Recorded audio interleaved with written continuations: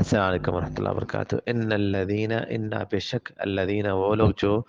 یغضون پست رکھتے ہیں، جھکاتے ہیں، ہلکا کم رکھتے ہیں، اصواتہم اپنی آوازیں۔ اصوات جمع ہے، واحد صوت ہے، اصوات آوازیں، ہم اپنی آوازیں، عند پاس رسول اللہ اللہ کے رسول صلی اللہ علیہ وسلم، جو اللہ کے رسول صلی اللہ علیہ وسلم کے پاس اپنی آواز کو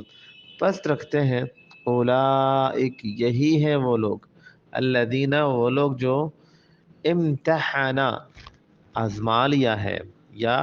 پسند کر لیا ہے یا چن لیا ہے اللہ تعالیٰ نے قلوبہم ان کے دلوں کو، للتقوی تقوی کے لیے، لہم ان کے لیے ہے مغفرت مغفرت بخشش، و اجر اور بدلہ، عظیم بہت ہی